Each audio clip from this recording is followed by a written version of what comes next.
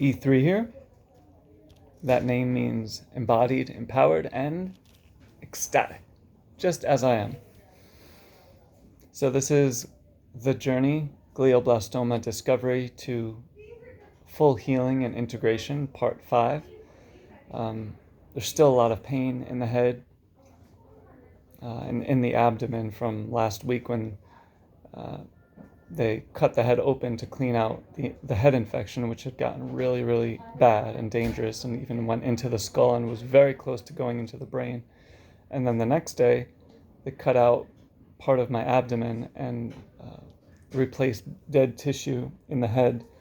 So this should be curved, but it's flat because there's no skull there. And sometimes I have to keep my eyes closed too because of pre-seizure auras and looking at artificial lights. It's kind of interesting. If I look at the sunlight in sunrise or sunset, that feels great. And that feels healing for the body and the seizures and the eyes and the nerves. But if I look at a phone screen, that hurts a lot, even if it's completely dimmed. So I might have my eyes closed. So yeah, I'm trying to keep this video series somewhat chronological, but I'm jumping around a little bit also because it's hard to remember everything. But yeah, these past 11 months since the tumor diagnosis in October 2019 up until now, September 2020, there's been extreme pain almost every day. If not extreme pain every day, then a lot of pain every day. Grand mal seizures after not having them my whole life. The radiation definitely aggravated inflammation in the head, which aggravated seizures. The seizures are very, very painful. It's kind of like the surgery was on the right side of the head. This is the right side, even though the camera is flipped, but this is the right side of my head where the tumor was. And where they did the radiation. So then the left side of the body was affected and slightly paralyzed, or not, it was a lot more numb after the radiation, slightly paralyzed after the stroke in October. So the pre-seizure auras, it's like a ringing I feel in the left ear, and then also a weird, scary, like not good feeling and warmth going down the left arm, until eventually the left hand shakes, and then if I'm able to relax it, then it doesn't go into full seizure. But if I can't relax it, then the whole body goes into grand mal seizure, where I tense up and then black out. And a few times I've peed and scratched myself, not knowing it, and then I wake up and realize what happened. So yeah, that's been my experience the past 11 months. This whole experience has definitely given me more compassion for myself and for other people. I'm just relaxing because it hurts to talk. And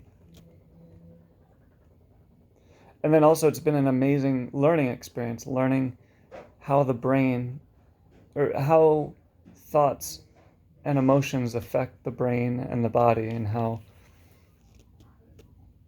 even thinking thoughts that are too intense and too strong have been overwhelming at times, and sometimes have led to pre-seizure auras, let alone if I speak too loud, if I speak too much, if I exert too much.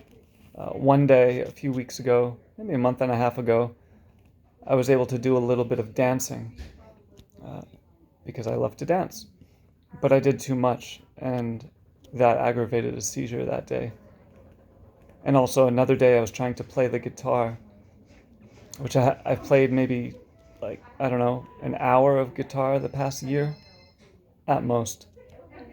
Because the left hand especially, I'm a right-handed guitar player, so the left hand has to do a lot of the work, holding down the strings.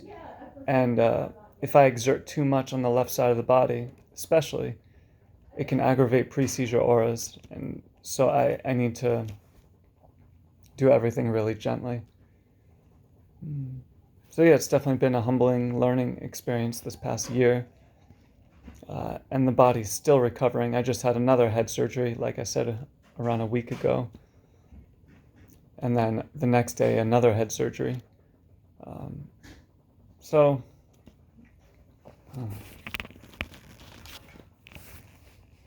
um,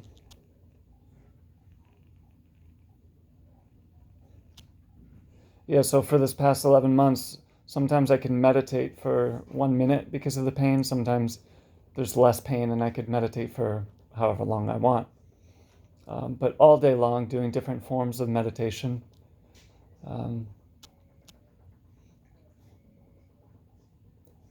And you could say, well, what is meditation anyway? For me, meditation is when I'm connected to my unique vibration, my unique flow state, and my unique life purpose. It could be for 1 second, it could be for 1 hour, it could be for 1 day. So it's a living thing, the meditation. It's not just thoughts that are in the passive machine mind and words spoken that are in the passive machine mind.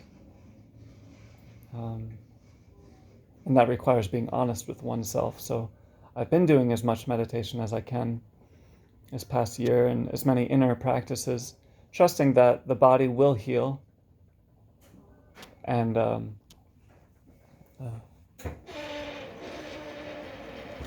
the body will heal, and these inner practices that I'm cultivating will still be here.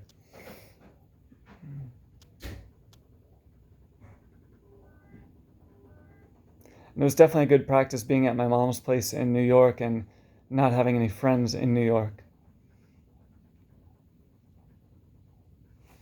So eventually I became friends with one person who's part of the Golden Drum community, and we talked on the phone. Actually, she visited once, but other than that, not having community, not having any friends, it's an amazing practice. But even if I say that, it's kind of not true because I do have spirit guides and I do have my breath. I do have the pain, which is a friend. I do have the dreams in my heart. So to say that I am alone is not very true. But on the 3D level, there's been a lot of time alone and times where it felt like I was in a deep, dark black hole of pain and no amount of focus or anything could help. I had to just be present and observe what was happening.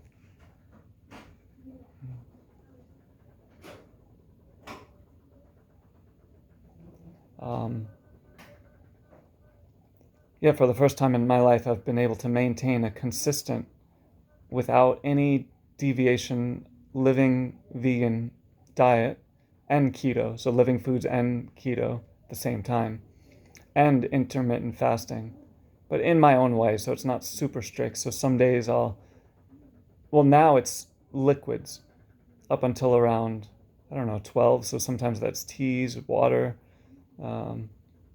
See what time it is now. Yeah, it's 9:30 and I've just had water and some supplements. So liquids, usually until around, 10, 11, sometimes 12. And then depending on the day and how much pain there is and what I'm feeling, then sometimes green juice after that or just more water. And then sometimes I'll just have liquids the whole day, but then often solid foods will be maybe like either 1 to 5 p.m. or 2 to 6 or 1 to 4 or 2 to 5, or that's pretty much. It's not super strict. And then at times I was pushing it a little bit too far and not getting enough calories, and that was aggravating seizures. So I had to be mindful of that. So then I just let go of the strict diet that I was trying to have, and sometimes I'd wake up and eat solid foods earlier.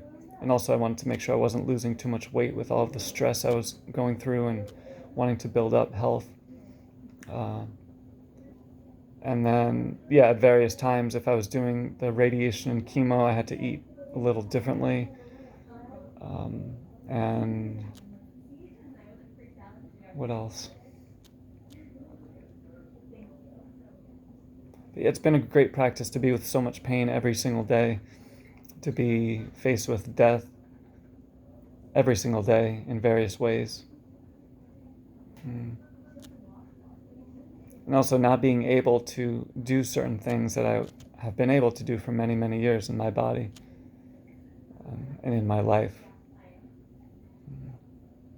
Oh, and then also there was the phase initially of when I was first diagnosed with the cancer, looking at past karma and how I created the cancer, and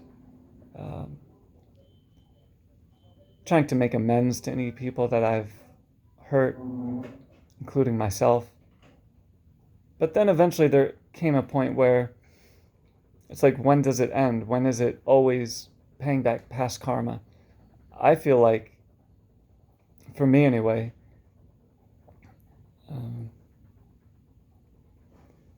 letting go of what needs to be let go of, making amends with what needs to be reconciled, and then from there, just being as present as possible and using this opportunity, using this situation as an opportunity to manifest the highest vision of my deepest heart's dreams, or my inner child's deepest dreams.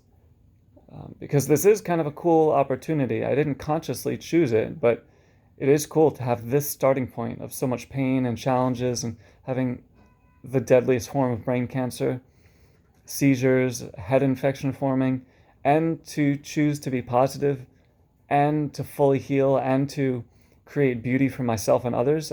I think that's kind of cool. It's much different than having the easy path, or an easy path, and then sharing it with people. So I'm very grateful for this very painful, challenging situation. So yeah, then in April 2020, it was just not feeling right to live with my mom and stepfather. And then my dad picked me up and brought me to North Carolina to live with him. So that's where I'm going to leave off of here. And then I'll continue in the next video. So thanks for joining me in this journey. And part of making this video series is the positive expectation that I will fully heal on all levels. And in a sense, I already am fully healed and integrated inside. But I'm making this video series and not waiting until the physical body heals and integrates. Because that's how much confidence I have in the body, in God, in myself, in the earth. So thanks again for joining me, and I look forward to sharing more. E3 here, staying embodied, empowered, and ecstatic.